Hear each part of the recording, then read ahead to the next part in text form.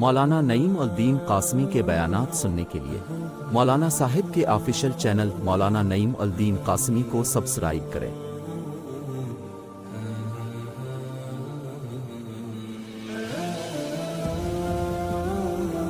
اعوذ باللہ من الشیطان الرجیم بسم اللہ الرحمن الرحیم افرأیت الذی تولی واعطى قلیلا واکدا اعنده علم الغیب فهو یرى ام لم ينبأ بما في صحف موسى وإبراهيم الذي وفى ألا تزر وازرة وزر أخرى وأن ليس للإنسان إلا ما سعى أفرأيت الذي تولى وأعطى قليلا وأكدى بھلا آپ نے دیکھا اس کو جس نے منہ پھیر لیا اور لایا تھوڑا سا اور پھر روک لیا۔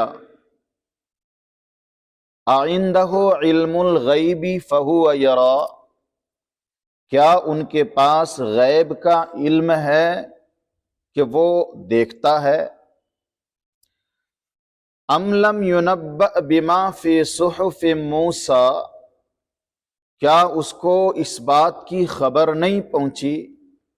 جو موسیٰ علیہ السلام کے صحیفوں میں ہے، اور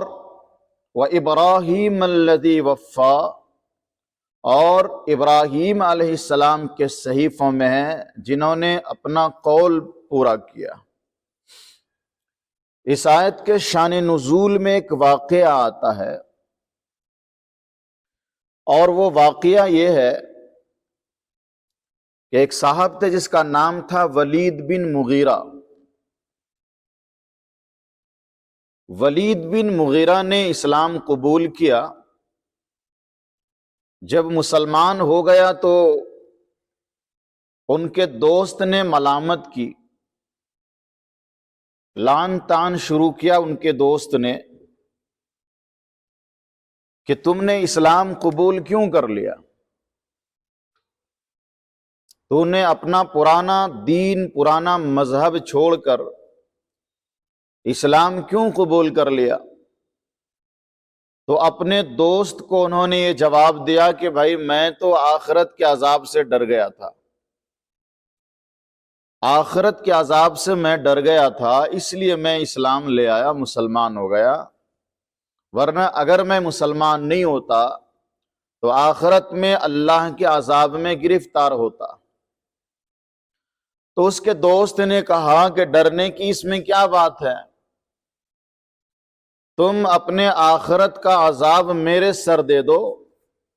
میں اپنے سر پر تمہارے گناہ کا بوجھ اٹھا لوں گا، جو عذاب ہوگا میرے کو ہوگا، تمہارا عذاب میں اپنے سر لے لوں گا، بدلے میں تم مجھے کچھ پیسے ویسے دے دو۔ تو لاؤ کچھ پیسے دے دو، آخرت میں جو بھی تمہارے گناہ کا عذاب ہوگا وہ مجھے ہوگا۔ تو اس اسلام قبول کرنے والے دوست نے جو کچھ بھی ان کا ڈیمانڈ تھا پیسے وغیرہ دیا ان کو، اور مانگا پھر اور دیا، کچھ زمینیں وغیرہ بھی دے دی ان کو۔ اس کے بعد انہوں نے اپنا ہاتھ روک لیا، انہوں نے مانگا زیادہ، انہوں نے منع کر دیا۔ اس موقع پر قرآن کریم کی یہ آیت نازل ہوئی اور اللہ نے فرمایا افرأیت الذی تولی، تو جو آدمی مسلمان ہوا تھا صرف دوست کی ملامت کی وجہ سے انہوں نے اسلام چھوڑ دیا، اور ان کے دوست نے کہا تھا کہ تمہارے آخرت کا عذاب میں اپنے سر لے لوں گا، پیسے دے دو۔ انہوں نے پیسہ اپنے دوست کو دے دیا، اور انہوں نے یہ یقین کر لیا کہ میرا دوست اب میرا عذاب اپنے سر لے لے گا، پھر گیا اسلام سے، چھوڑ دیا اسلام۔ تو اللہ نے اپنے پیغمبر حضرت محمد مصطفیٰ صلی اللہ علیہ وسلم سے فرمایا افرأیت الذی تولی، بھلا آپ نے اس آدمی کو دیکھا جو اسلام سے پھر گیا، وَأَعْطَى قَلِيلًا وَأَكْدَى، اور تھوڑا دیا اور پھر روک لیا، یعنی جتنا مال مانگا تھا انہوں نے اتنا دیا نہیں، تھوڑا دیا اور پھر روک لیا۔ اس بات کو کہنے کی کیا وجہ ہے؟ اللہ نے یہ بتایا کہ یہ ایسا آدمی تھا جنہوں نے اپنے ہی نفع کے لیے، جبکہ ان کے دوست نے ان سے کہا کہ میں تمہارے آخرت کا پورا عذاب اپنے سر لے لوں گا، تو انہوں نے اپنے ہی نفع کے لیے پورا مال خرچ نہیں کیا بلکہ روک لیا، منع کر دیا دینے سے۔ تو یہ آدمی دوسروں کو کیا نفع پہنچا سکتا تھا؟ تو بہرحال یہ اسلام سے پھر گیا اور اس کے ذہن میں یہ بات بیٹھ گئی کہ میرا دوست میرا عذاب آخرت کا اپنے ذمہ لے لے گا۔ تو دو بات کہی اللہ نے، ایک تو یہ کہ اعنده علم الغیب فہو یرا، کیا اس اسلام چھوڑنے والے کے پاس غیب کا علم تھا کہ وہ دیکھ رہا تھا کہ میرا دوست میرا عذاب اپنے سر لے لے گا؟ یا یہ کہ ان کو اس بات کی خبر نہیں پہنچی؟ موسیٰ علیہ السلام کے صحیفے میں بھی یہ بات ہے، ابراہیم علیہ السلام کے صحیفے میں بھی یہ بات ہے، تو جو بات دونوں پیغمبروں کے صحیفوں میں موجود ہے، کیا وہ بات ان کو معلوم نہیں ہوئی؟ سوال یہ ہے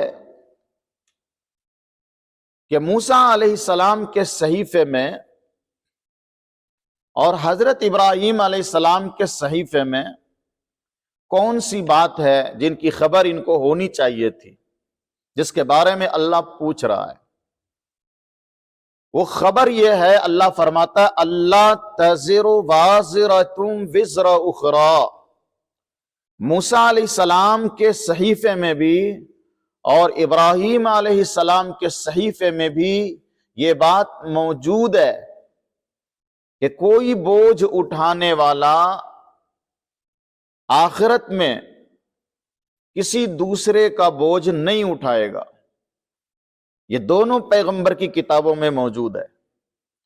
کہ کوئی بھی بوجھ اٹھانے والا آخرت میں کسی دوسرے کا بوجھ نہیں اٹھائے گا۔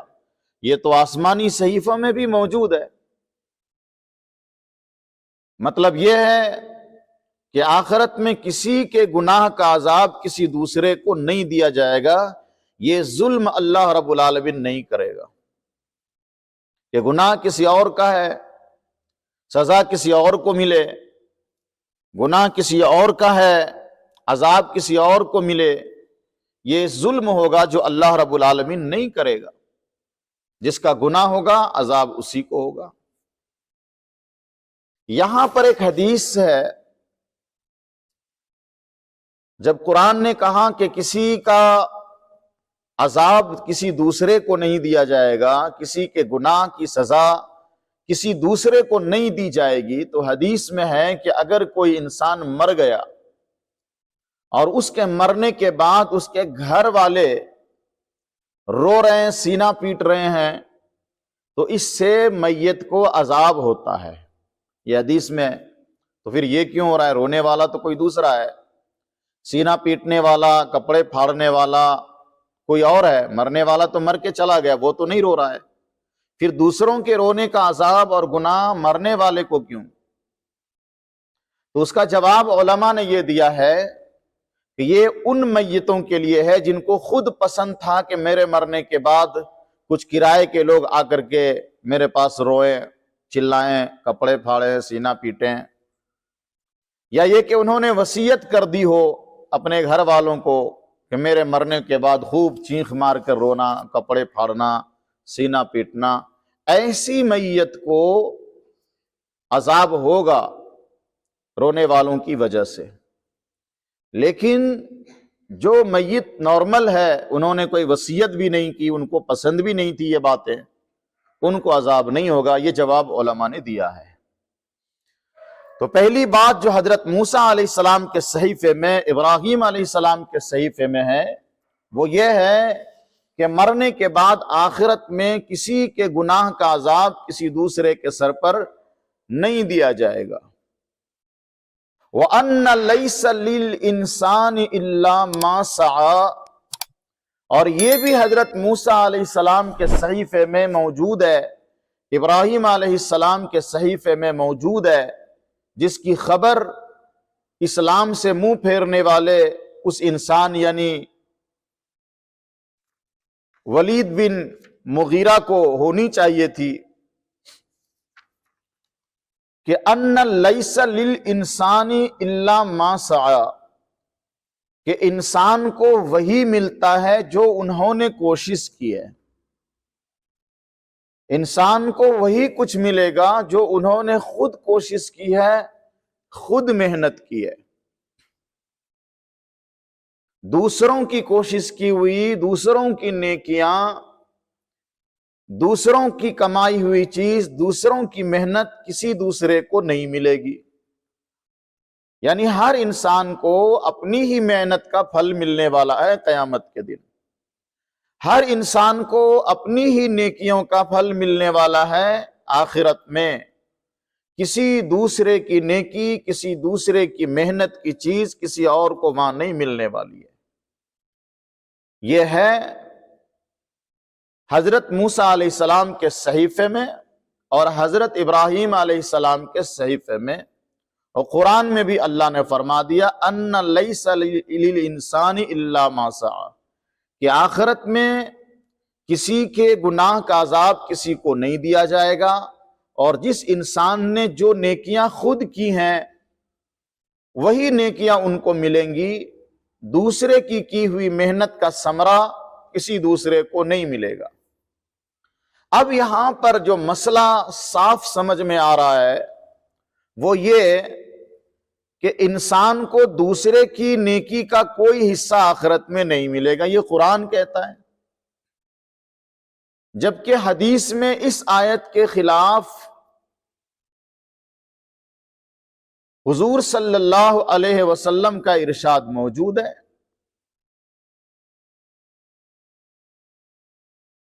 اور وہ ارشاد ہے، حضور صلی اللہ علیہ وسلم کا ارشاد یہ ہے کہ مرنے کے بعد انسان اگر اس کے لیے کچھ دوسری نیکیاں دوسرے لوگ کر رہے ہیں تو اس کا ثواب بھی اس کو ملے گا۔ خود قرآن کریم میں بھی کئی آیات ہیں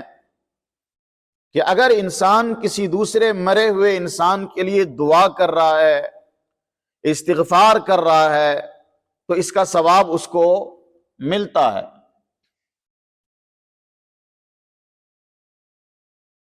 تو پھر اس کا مطلب کیا ہوا؟ قرآن تو کہہ رہا ہے کہ ہر انسان کو وہی ملے گا جو انہوں نے خود کمایا ہے۔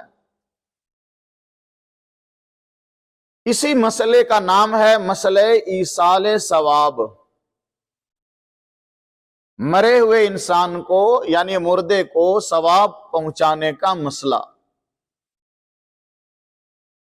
ایک انسان مر گیا، اب مرنے کے بعد اس کو کسی نیکی کا ثواب پہنچے گا یا نہیں پہنچے گا؟ میں نے کہا کہ قرآن کریم میں بھی موجود ہے، کئی آیات ہیں، مثلا ہم اور آپ پڑھتے ہیں ربنا اغفر لنا وَلِإِخْوَانِنَا الَّذِينَ سَبَقُونَا بِالْإِيمَانِ، اے ہمارے پروردگار ہماری مغفرت فرما اور ہمارے ان بھائیوں کی مغفرت فرما جو ایمان کے ساتھ ہم سے پہلے اس دنیا سے چلے گئے۔ یہ جو ہم مغفرت کی دعا کر رہے ہیں تو دعا تو ہم کر رہے ہیں، مرنے والا تو مر کے چلا گیا، وہ تو نہیں کر رہا ہے نا۔ تو پھر ہماری دعا کا اثر ان کو پہنچ رہا ہے، ہماری دعا کا فائدہ ان کو مل رہا ہے کہ نہیں مل رہا ہے؟ اگر نہیں ملتا تو قرآن کریم میں یہ دعا منقول نہیں ہوتی۔ اسی طرح سے جب ہم جنازے کی نماز پڑھتے ہیں تو ہم دعا میں یہی کہتے ہیں اللہم اغفر لحینا، اے اللہ ہمارے زندوں کی مغفرت فرما، ومیتینا، اور ہمارے مردوں کی بھی مغفرت فرما۔ تو مرے ہوئے انسان کے لیے مغفرت کی دعا تو ہم خود کر رہے ہیں نا، تو اگر ان کو کوئی فائدہ نہیں پہنچ رہا ہے ہماری دعا سے، دعا ہم کر رہے ہیں، ان کو فائدہ پہنچ رہا ہے، تو کیوں پہنچ رہا ہے؟ قرآن کریم کی آیت تو کہہ رہی ہے کہ ہر انسان کو وہی ملے گا جو انہوں نے خود کمایا ہے۔ فرشتوں کے بارے میں بھی قرآن کریم میں آتا، بھی پیچھے آیت گزری ہے کہ جو ملائکہ ہیں، جو فرشتے ہیں، وہ تسبیح اور تحمید بیان کرتے ہیں اور ایمان والوں کے لیے استغفار کرتے ہیں، دعائیں کرتے ہیں مغفرت کی، تو وہ بھی کرتے ہیں مغفرت کی دعا۔ اسی طرح سرکار دو عالم صلی اللہ علیہ وسلم نے فرمایا کہ انسان جب مر جاتا ہے تو اس کا عمل منقطع ہو جاتا ہے، لیکن اگر انہوں نے کوئی صدقہ جاریہ والا کام کیا ہے اس کا ثواب ان کو پہنچتا رہتا ہے۔ خیر یہ تو ان کا اپنا عمل ہے۔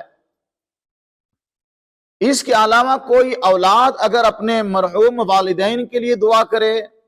تو اس سے ان کو فائدہ پہنچتا ہے۔ اسی طرح سے ایک مشہور حدیث ہے، حضرت عبداللہ بن عباس رضی اللہ تعالیٰ عنہ روایت کرتے ہیں کہ حضرت سعد بن عبادہ رضی اللہ تعالیٰ عنہ کی امی کا انتقال ہو گیا۔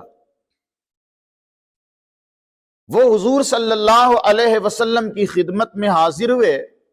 فقال یا رسول اللہ ان امی توفیت وانا غائب عنہا، اے اللہ کے رسول میری والدہ کا انتقال ہو گیا میرے غائبانے میں گھر میں نہیں تھا اور میری والدہ کا انتقال ہو گیا، اَيَنْفَعُهَا شَيْءٌ إِن تَصَدَّقْتُ بِهِ عَنْهَا، انہوں نے سوال کیا کہ اللہ کے رسول اگر میں اپنی فوت شدہ مری ہوئی والدہ کی طرف سے کچھ صدقہ کروں تو اس کو کچھ فائدہ پہنچے گا؟ تو حضور صلی اللہ علیہ وسلم نے فرمایا نعم، ہاں، اگر تم ان کی طرف سے کچھ صدقہ کرتے ہو تو اس کا فائدہ ان کو پہنچے گا۔ فقال یا رسول اللہ انی اشہدک، اے اللہ کے رسول میں گواہ بناتا ہوں آپ کو کہ میرا جو باغ ہے جس کا نام مخراف ہے، صدقۃ عنہا، یہ پورا باغ میں اپنی ماں کی طرف سے صدقہ کر رہا ہوں۔ تو یہ دیکھیے، یہ صدقہ کرنے والا تو فوت شدہ ماں کا بیٹا ہے، ماں صدقہ نہیں کر رہی ہے بلکہ بیٹا صدقہ کر رہا ہے، ماں تو انتقال کر کے چلی گئی، اور حضور کہہ رہے ہیں کہ بیٹے نے اگر صدقہ کیا ہے تو اس کا فائدہ ماں کو پہنچے گا۔ تو پتہ چلا کہ ثواب پہنچانا جائز ہے اور ثواب مردے کو پہنچتا ہے۔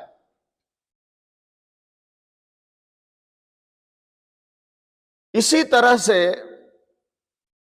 سرکار دو عالم صلی اللہ علیہ وسلم کی حدیث ہے، حضور فرماتے ہیں اقرؤوا سورہ یاسین علی موتاکم، سورہ یاسین کو اپنے مردوں کے پاس پڑھا کرو۔ تو اس کا مطلب یہ ہے کہ سورہ یاسین پڑھنے کا جو ثواب ہے وہ مردے کو پہنچے گا، جبھی تو حضور صلی اللہ علیہ وسلم سورہ یاسین مردے کے پاس پڑھنے کا حکم فرماتے ہیں۔ تو مسئلہ صاف یہ ہے کہ اگر کوئی انسان مر جائے تو وہ اس دنیا سے چلا گیا، لیکن اس کے نام سے اگر کوئی نیکیاں کرتا ہے تو اس کا ثواب اس مردے کو پہنچے گا۔ بس انسان یہ کہے کہ میں نے جو کچھ نیکیاں کی ہیں اس کا ثواب میرے فلاں مرحوم کو اے اللہ پہنچا دے، تو وہ ثواب پہنچ جاتا ہے۔ یہاں کچھ لوگ کہتے ہیں کہ جب انسان مر کے چلا گیا تو دوسرے کی نیکیاں اس کو نہیں پہنچتی ہیں، ایصال ثواب نہیں ہوتا ہے، اور وہ اسی آیت کو دلیل بناتے ہیں کہ دیکھو قرآن کی آیت میں صاف اللہ نے کہا ہے کہ ہر انسان کو وہی نیکی ملے گی جو انہوں نے خود کمایا ہے۔ تو اس کا جواب کیا ہے؟ ایک طرف حدیثیں ہیں، دوسری طرف قرآن کریم کی یہ آیت ہے۔ اس کا جواب علماء نے دیا ہے کہ آیت میں جس نیکی کی بات اللہ نے کہی ہے کہ ہر انسان کو وہی نیکی ملے گی جو انہوں نے خود کی ہے، اس سے مراد ہے فرض عبادات، جو عبادت انسانوں پر فرض ہے وہ خود ہی کرنا پڑے گا، دوسرا اگر کسی دوسرے کی طرف سے کرے تو یہ مقبول نہیں ہے۔ مثلا ہر مسلمان بالغ مرد اور عورت پر نماز فرض ہے، تو اب یہ نہیں ہوگا کہ ایک آدمی دوسرے کی طرف سے فرض نماز پڑھ لے۔ روزہ اگر فرض ہے تو خود ہی رکھنا پڑے گا، ایسا نہیں ہوگا کہ ایک آدمی دوسرے کی طرف سے فرض روزہ رکھ لے۔ صرف حج میں اور زکوٰۃ میں مسئلہ یہ ہے کہ اگر کسی کے اوپر حج فرض ہے اور وہ نہیں کر سکتا ہے یا نہیں جا رہا ہے تو کسی اور کو اپنی طرف سے حج بدل کے لیے بھیج سکتا ہے، خرچہ خود دے گا، خرچہ اپنی طرف سے دے کر کے دوسرے کو حج بدل کے لیے بھیج سکتا ہے، وہ حج ہو جائے گا۔ اسی طرح سے اگر آپ کے اوپر زکوٰۃ فرض ہے اور آپ نے اپنے کسی دوست کو، رشتہ دار کو فون کر کے کہہ دیا، بول دیا کہ میری طرف سے زکوٰۃ ادا کر دو، میں بعد میں دے دوں گا، تو زکوٰۃ ادا ہو جائے گی اگر انہوں نے دے دیا تو۔ لیکن نماز ہے، روزہ ہے، یہ کسی دوسرے کی طرف سے قبول نہیں کیا جائے گا۔ اسی طرح ایک آدمی ایمان نہیں لا رہا ہے اور کوئی دوسرا کہتا میں تمہاری طرف سے ایمان لے آتا ہوں، تو یہ قبول نہیں ہوگا۔ نفلی عبادت جتنی ہے، نفل عبادت، نفلی حج ہے، نفلی عمرہ ہے، نفلی نماز ہے، نفل روزہ ہے، قرآن کی تلاوت ہے، تسبیحات ہیں، صدقہ اور خیرات ہیں، جو نفلی صدقہ اور خیرات کرتے ہیں، یہ تمام چیزیں دوسروں کی طرف سے کی جا سکتی ہیں اور اس کا ثواب مردے کو ملتا ہے نیکی کرنے کے بعد۔ نفل عبادت، نفل روزہ، نفل نماز، قرآن کی تلاوت، تسبیح وغیرہ پڑھ کر کے یہ دعا کرے کہ اے اللہ ہم نے جو یہ تسبیح پڑھی ہے، جو قرآن کی تلاوت کی ہے، جو نفل روزہ رکھا ہے، جو نفل نماز ہم نے پڑھی ہے، جو نفلی عمرہ ہم نے کیا ہے، اے اللہ اس کو قبول فرما لے اور اس کا ثواب میرے فلاں رشتہ دار کو، مرحوم کو پہنچا دے۔ یہی ایصال ثواب ہے اور اس کا ثواب اس کو پہنچ جائے گا۔ بعض لوگ کہتے ہیں کہ جو مال والی عبادت ہے وہ تو دوسرے کی طرف سے، میت کی طرف سے کر سکتے ہیں، لیکن جو بدنی عبادت ہے، خاص کر قرآن کریم، قرآن پڑھ کر اس کا ثواب نہیں پہنچایا جا سکتا، یہ غلط ہے۔ اس لیے کہ خود رسول اللہ صلی اللہ علیہ وسلم نے فرمایا اقرؤوا سورہ یاسین علی موتاکم، سورہ یاسین کو اپنے مردے کے پاس پڑھا کرو۔ اس کا دو مطلب ہے، ایک تو یہ ہے کہ اگر کسی کا انتقال ہو رہا ہے تو انتقال کے وقت اس کے پاس بیٹھ کر کے سورہ یاسین کی تلاوت کی جائے اور اس پر عمل بھی ہو رہا ہے۔ دوسرا مطلب یہ ہے کہ اگر کوئی انتقال کر جائے تو اس کے مرنے کے بعد اس کی قبر پر سورہ یاسین پڑھ کر کے اس کا ثواب اس کو پہنچایا جائے۔ اور علماء نے قرآن پڑھ کر مردے کو ثواب پہنچانے کو جائز قرار دیا ہے۔ اس کی نظیر وہ حدیث بھی ہے جو میں نے آپ کے سامنے بیان کی کہ سعد بن عبادہ نے حضور صلی اللہ علیہ وسلم سے جو پوچھا کہ یا رسول اللہ میری ماں کا انتقال میرے غائبانے میں ہو گیا ہے، اگر میں ان کی طرف سے کوئی صدقہ کروں تو ان کو ثواب پہنچے گا یا نہیں پہنچے گا؟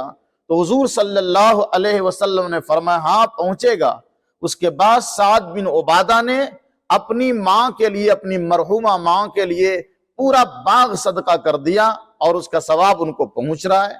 تو اسی طرح سے اگر قرآن کریم بھی کوئی تلاوت کرے اور اس کا ثواب میت کو پہنچائے تو اس کا ثواب میت کو پہنچ جائے گا۔ لیکن اس سلسلے میں کچھ غلط فہمیاں ہیں لوگوں کے بیچ، وہ یہ ہے کہ پورا قرآن ختم کرنے کے بعد ہی ثواب پہنچے گا، ایسا لوگ سمجھتے ہیں۔ یہ ضروری نہیں ہے۔ پورا قرآن پڑھ کر، آدھا قرآن پڑھ کر، ایک پارہ، آدھا پارہ، ایک سورہ، آدھی سورہ، ایک آیت کا بھی ثواب ملتا ہے۔ جتنا آپ نے پڑھا ہے اتنے کا ثواب ان کو پہنچا دیا جائے کہ اے اللہ میں نے جو یہ پڑھا ہے اس کو قبول فرمایا جائے اور اس کا ثواب میرے فلاں مرحوم کو پہنچا دیا جائے۔ یہاں تک کہ اگر کوئی قرآن پڑھا ہوا نہیں ہے اور تسبیح پڑھتا ہے اور تسبیح کا ثواب بھی اپنے مردے کو پہنچانا چاہے تو وہ پہنچ جاتا ہے۔ یہاں ایک مسئلہ اور معلوم ہونا چاہیے کہ جب رمضان قریب آتا ہے نا تو بہت سارے لوگ شوق سے تلاوت کرتے ہیں اور تلاوت کرنے کے بعد اس کا ثواب اپنے مرحومین کو پہنچاتے ہیں۔ تو ایسے موقع پر بہت سارے لوگ تیار ہو جاتے ہیں یہ کہنے کے لیے کہ جب آپ نے خود کے لیے قرآن پڑھا ہے تو مردے کو کیوں اس کا ثواب بھیج رہے ہو، پھر آپ کے پاس کیا رہے گا؟ اس لیے اگر مردے کو ثواب بھیجنا ہے تو الگ سے پڑھو، آپ نے جو پڑھا ہے اس کو محفوظ رکھیے۔ تو اس سلسلے میں یہ مسئلہ جان لیا جائے کہ اگر قرآن پڑھ کر کسی مردے کو ثواب پہنچایا جا رہا ہے، بخشا جا رہا ہے،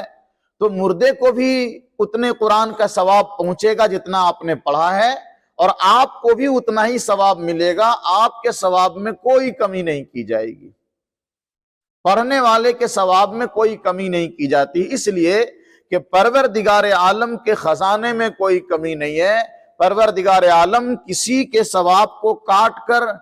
اس کے ثواب کو ختم کر کے دوسرے کو ثواب پہنچائے، اللہ کی شان کریمی کے لیے یہ کوئی ضروری نہیں ہے۔ اس لیے یہ نہیں سوچنا چاہیے کہ ہم نے جو قرآن پڑھا ہے اگر ہم نے مردے کو اس کا ثواب بھیج دیا تو پھر ہمارے پاس ثواب نہیں رہ جائے گا، ہمارا ثواب ختم ہو جائے گا، یہ ایک غلط فہمی ہے۔ تو بہرحال سرکار دو عالم صلی اللہ علیہ وسلم کی حدیث سے اور قرآن کریم کی چند آیات سے واضح ہو گیا کہ میت کے لیے ایصال ثواب جائز ہے، چاہے صدقہ اور خیرات کر کے، کچھ مال خرچ کر کے، کسی کو کپڑا، کھانے کا سامان، کسی کو روپے پہننے کا سامان دے دیا، یا پھر کسی کو کچھ مدد کر دیا، اس کا ثواب مردے کو پہنچتا ہے۔ کچھ پڑھ کر آپ ثواب پہنچانا چاہیں اس کا ثواب بھی مردے کو پہنچتا ہے۔ لیکن یہاں ہمارے معاشرے میں ایک اور غلط فہمی یہ ہے کہ جب میت مرنے والا مر جاتا ہے تو مردے کو ثواب پہنچانے کے لیے ہم اور آپ ایک خاص دن کا انتظار کرتے ہیں کہ تیسرے دن ہی ثواب پہنچانا ہے یا 10ویں دن ثواب پہنچانا ہے یا مرنے کے 40 دن کے بعد ہی ثواب پہنچانا ہے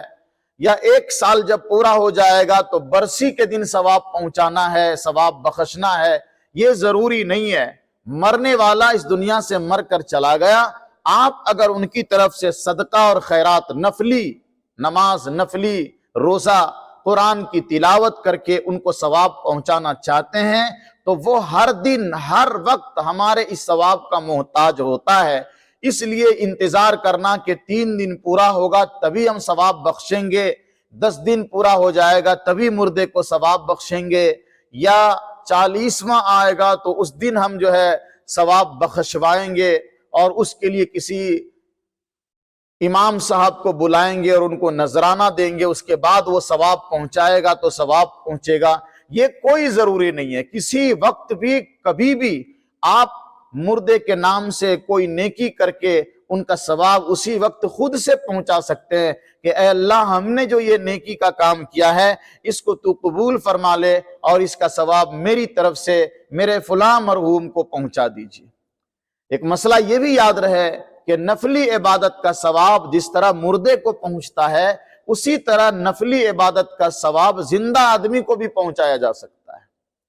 اور اس کی بڑی مثال جو ہے وہ جنازے کی دعا ہے، جس کا ترجمہ آپ سمجھیں کہ جب ہم جنازے میں دعا مانگتے ہیں تو کہتے ہیں اللہم اغفر لی حیینا، تو پہلے تو زندے کا ذکر آتا ہے اللہم اغفر لی حیینا، اس کے بعد کہتے ہیں ومیتنا، اے اللہ ہمارے زندوں کی مغفرت فرما، مردے کی بھی مغفرت فرما۔